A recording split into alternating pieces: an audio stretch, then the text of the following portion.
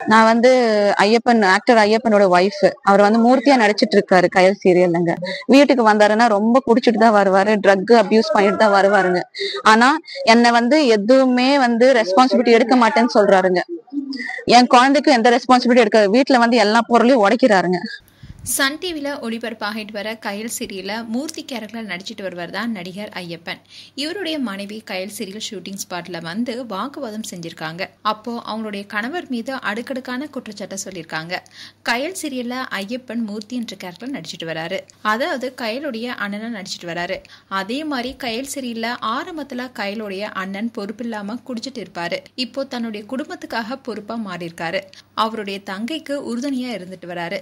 சீரியல்ல இவங்களுடைய கதை இப்படி போயிட்டு இருக்கு. நிஜத்துல இந்த சீரியல் நடிகரால என்னுடைய வாழ்க்கையே போயிருச்சுன்னு அவங்களுடைய மனைவி ஷூட்டிங் ஸ்பாட்ல கண்ணீரோடு வாக்குவாதத்துல ஈடுபட்டிருக்காங்க.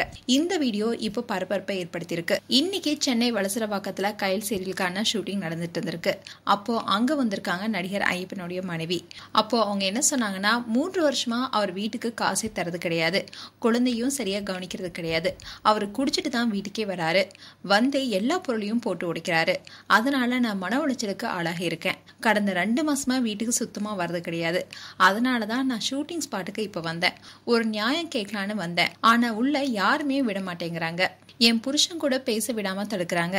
நான் கையெடுத்து கும்பிடுறேன், இந்த கயல் சீரியல் வேணா, என் புருஷனை இந்த சீரியல் இருந்து எடுத்துருங்க. இந்த சீரியலால என் வாழ்க்கையே போயிடுச்சு. என் புருஷன் இந்த சீரியலை விட்டு வெளியே வந்தா நான் ஏதாவது வேலை செஞ்சு பொழைச்சு போன நடிகர் ஐயப்பனுடைய மனைவி ரொம்பவே உருக்கமா பேசியிருந்தாங்க. அந்த வீடியோ இப்போ சோஷியல் மீடியால வைரல் ஆயிட்டு வருது. மேலும் ஐயப்பன் குறித்து உங்களுடைய கருத்துக்களை கமெண்ட் செக்ஷன்ல சொல்லுங்க. இது போன்ற வீடியோஸை பார்க்க நியூஸ் தமிழ் கிளிட்ஸ் சேனலை சப்ஸ்கிரைப் பண்ணுங்க. மறக்காம நோட்டிபிகேஷன் பட்டனை கிளிக் பண்ணுங்க.